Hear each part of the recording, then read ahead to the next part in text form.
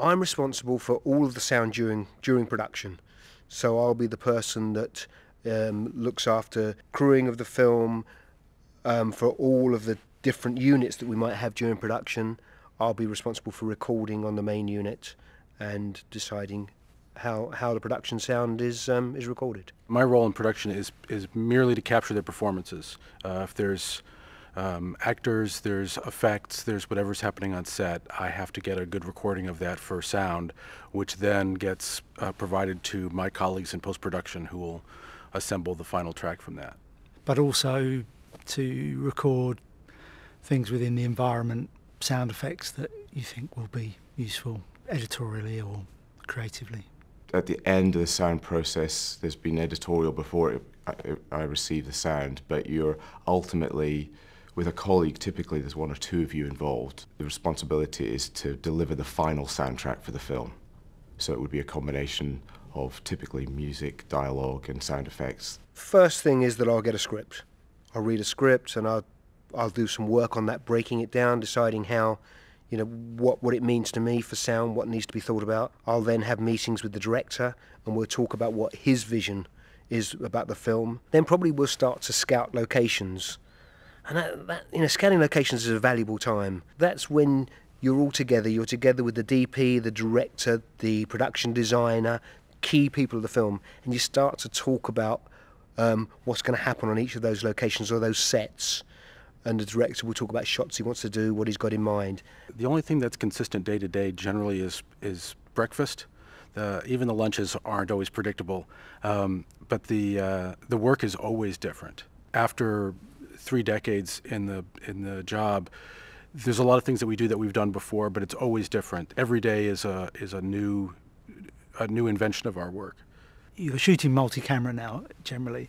So whereas in the past you'd have one camera, there'd be a frame size, and you could work out whether you could get your microphone in or not, and where to put radio mics. But with multi-camera, you've usually got to cover the whole scene, and then actors, for their performance, they usually want to overlap their dialogue, and again you have to find ways through of making that work, both technically and for the actors. You can't just say, don't do this, don't do that. Now, Gravity is a completely different film. Gravity is, starting again. And we used a lot, pretty much all the equipment that was available to us, but a lot of it was custom built. So you see a microphone on her face, that's a practical microphone, that's a microphone we use. We took a standard, very small microphone, and we moulded the end of it to look right, but also to help us to keep out any noise from outside. So on Llewyn Davis, when we could, we would record using 2 microphones for the music, particularly when he goes into the Columbia recording session. We wanted a microphone that looked right for the period and sounded right for the period, and we managed to get a variety of U47s, which we used for recording the scene. But for the scene in the Gaslight, they wanted a period microphone on stage, which was a dynamic, I think a Shure SH55, but the prop mic we had wasn't functional. So Randy and I disassembled it and hid a Sheps inside of it, and then we recorded almost all of those tracks on our little hidden Sheps microphone. My responsibility is dialogue and music, whereas my colleague might have the sound effects, the Foleys, which are the footsteps and all the small sound effects. We break down the mixing process into 2 defined sections. One is the pre-mix section, and I have to take all the dialogue which is recorded on location, and any other dialogue that might have been recorded, like we call it ADR, which is dialogue that's recorded in the studio, which is replacement dialogue. You might need it because of technical problems on set. On the next process, which is the final mix, the decision makers can basically say they want the dialogue louder, quieter, coming out left speaker, coming out the right speaker, more bassy. So we do lots of very technical things at that stage, removing camera, whistle, lighting, hum, lots, and background traffic we might want to take. Let's say if we're doing a period drama, we can't have modern day traffic in the background. When I started, you'd have one reel-to-reel recorder, and you might have 2 boom mics out. You'd hardly ever use personal radio mics now everything is nonlinear, it's all computer-based, there's no tape to deal with, and tape provided its own level of noise. So there are all those technical things that have changed. On the post-production side, again, it's changed enormously. When I started, you'd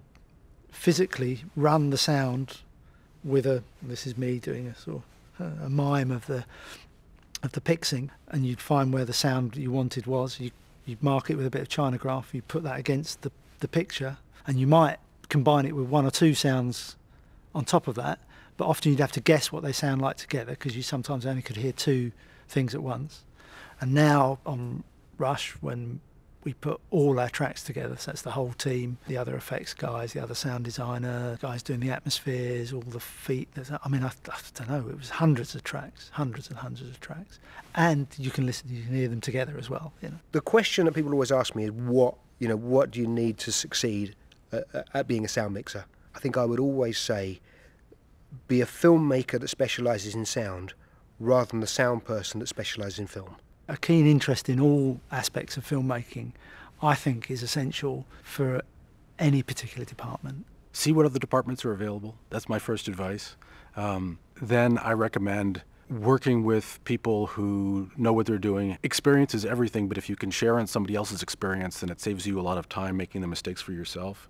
Work with as many different sound crews as you can, and definitely to work in both the production sound mixing side and post-production side, even if you're sure that you just want to be a location sound mixer, even if you know, I don't want to sit in a room with a load of computers designing sound. It's so useful to know the other side of the job. You have to embrace the whole of film. You have to be interested in film. Sound is an important part of the film, but it is part of the film. You can't think of it in isolation.